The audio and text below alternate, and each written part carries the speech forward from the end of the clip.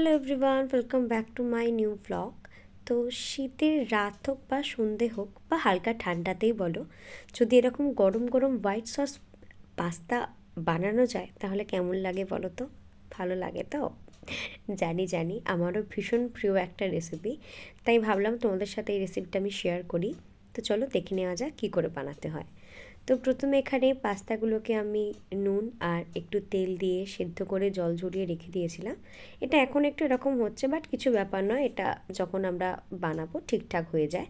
তো রসুন কুচি আর পেঁয়াজগুলোকে কিছুটা, যেরকমভাবে চিলি চিকেনের জন্য আমরা পেঁয়াজ কাটি সেভাবে কেটে নিয়েছি। আর অন্যদিকে কিছুটা রসুন আমি একটু হামানদিস্তাতে থেতো করে নেবো, এটা আমার অন্য কাজে লাগবে। তারপর আমি এখানে একটু বোনলেস চিকেন নিয়েছিলাম, যেটাকে ছোটো ছোটো করে কেটে নিয়েছি। আর সেটাকে আমি একটু নুন, গোলমরিচ আর একটুখানি ভিনেগার দিয়ে কিছুক্ষণ ম্যারিনেট করে রেখেছিলাম, আধ ঘন্টার মতো। তারপর কড়াই একটু তেল দেবো, অবশ্যই সাদা তেল দেবো। আর চিকেনটাকে একটু ভালো করে আমি তাতে নেড়ে ভাজা ভাজা মতো একটু করব। আর তাতে সেই রসুন কুচিগুলো, যেটা আমার মানে হামালদিস্তাতে থেতো করা ছিল, সেই রসুন কুচি দিয়ে দেবো। দিয়ে সব কিছুকে ভালোভাবে আগে আমরা মিশিয়ে নেব। এরপর একটু লঙ্কা গুঁড়ো, তারপর একটু হলুদ গুঁড়ো, অল্প পরিমাণ চিনি আর একটু নুন দিয়ে সব কিছুকে আমরা ভালো করে মিশিয়ে নেব এবং একটু কষতে থাকবো। কিছু নয়, 4-5 মিনিটের মতো একটু কষলে এটা হয়ে যাবে। এরপর আমরা কেটে রাখা পেঁয়াজগুলো একটু উপর দিয়ে দিয়ে দেবো। আর তারপর সেটাকে ভালো করে চিকেনের সাথে মিশিয়ে নেব।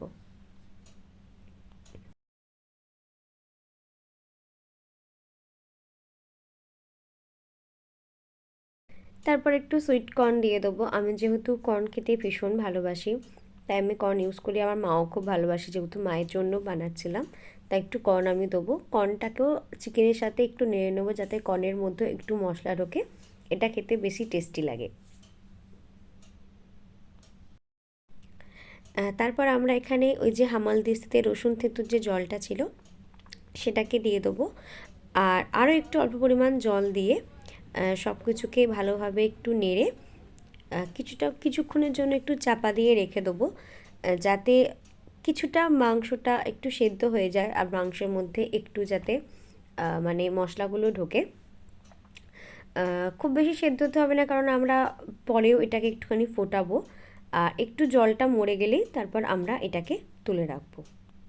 এরপর কড়াইতে একটু অল্প পরিমাণ তেল দিয়ে একটু বাটার দিয়ে দেবো। বাটারের পরিমাণটা একটু বেশি রাখবো, কারণ টেস্টটা ভালো লাগে। আর বাটারটা ডাইরেক্ট দেবো না, একটু তেল দিয়ে দেবো যাতে বাটারটা পুড়ে না যায়। তারপর আমি এখানে কুচো করা রসুনগুলো দিয়ে দেবো।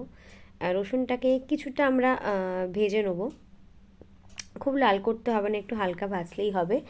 এরপর একটু পরিমাণ মতো আমি ময়দা দিয়ে নিচ্ছি। এটা একটু আন্দাজ মতো দিতে হবে, মানে কতটা তুমি সসটা চাইছো ঠিক করতে বা কতটা সসটার পরিমাণটা করবে। আমি যেহেতু দুজনের জন্য বানাবো, তাই ময়দার পরিমাণটা একটু বেশি রেখেছি, খুব বেশি না, মোটামুটি ধরো দুজনের জন্য করেছি তো 2 চামচের মতো আমি ময়দাটা ইউজ করেছি, আমার এতে টেস্ট ভালো লাগে। তারপর একটু দুধ দিতে থাকবো আর সেটাকে আমি নাড়তে থাকবো, কারণ দুধ দেওয়ার সাথে সাথে ময়দাগুলো জমাট বেঁধে যায়, না নাড়তে থাকলে সেটা ক্লাম্পসটা আরও বেশি হয়ে যায়। এটা কন্টিনিউ নেড়ে যেতে হবে, না হলে জিনিসটা ঠিকঠাক আসে না। আর ওদিকে আমার বোন আমার জন্য কি রেডি করে এনেছে সেটা একবার দেখো। তুই কি এনেছিস এটা? এই বিশাল বড়, আমার দেখে কেমন লাগছে। খাবো না। গরম ছিল, ভালো আছে। শালা আর গরমটা নিয়ে হবে না, ভালো হয়েছে কিন্তু আমাকে ওটা করতে পাগল। চিকেন তো তুই খাসনি নাকি বাপের জন্য? আমাকে এই মরা থেকে একটুখানি দে, একটুখানি, বেশি দিবি না। সবচেয়ে বড় আমি কি করতে পারি না। কি সব এনেছে করে? তুই কি প্রমাণ করতে চাইছিস ভাজি রান্না করি? না, এটা কত রাখবো? এখানটা এখানটা এখানটা কি সব করছো গাইস? এই যে আরে দাদা, এটা আরেকটা চামচে রাখতে হতো। এমন ওটা কাঁচে ভেঙে যাবে, নিচে না, না পড়বে না। বাবা রে, ওইটুকুই খাবো দাঁড়া তো এরপর তো আমি যে সসটা বানাচ্ছি ওতে একটু নুন, একটু গোলমরিচ, একটু চিনি, তার সাথে একটু চিলি ফ্লেক্স আর একটু অরিগ্যানো দিয়ে দেবো। আর সব কিছুকে ভালোভাবে আমি এখানে মেশাতে থাকবো। একটুখানি ঠিক ঠিক সসটা হলে খেতে অবশ্যই ভালো লাগে। তারপর আমি একটু পিৎজা মিক্সও দিয়ে দিলাম, আমার কাছে ছিল, ভাবলাম এটাও ইউজ করে দেখি কেমন হয়। এরপর আমার কাছে একটু হোয়াইট ক্রিম মানে ফ্রেশ ক্রিম ছিল, তো ভাবলাম এটাও দিয়ে দিই, আর একটু বেশ ক্রিমি ক্রিমি ব্যাপারটা হবে। তো তারপর তো সব কিছুকে ভালোভাবে মেশাতে হবে, ক্রিমটাকে খুব ভালোভাবে মিশিয়ে নিতে হবে যাতে মানে ওরকমভাবে মানে কোনো জমাট বেঁধে ব্যাপারটা না থাকে, খুব ভালোভাবে সব কিছুকে মিশিয়ে নিতে হবে। এবার আমি ইউজ করব একটু মিউনিস। আমার যেহেতু মিউনিসটা শেষ হয়ে গেছিলো, তো আমি একটা বাটিতে সব কিছু রেখে যাতে মানে আমার দিতে সুবিধা হয়, তো মিউনিসটা আমি বাটি মানে দিয়ে দেবো। আর এটাকেও একটু ভালোভাবে নাড়তে থাকবো, কারণ ওটাও সহজে মানে ফুটলে গলবে, বাট আমি ভালোভাবে প্রথমে একটু নেড়ে নিচ্ছিলাম যাতে অবশ্যই মিশে যায়।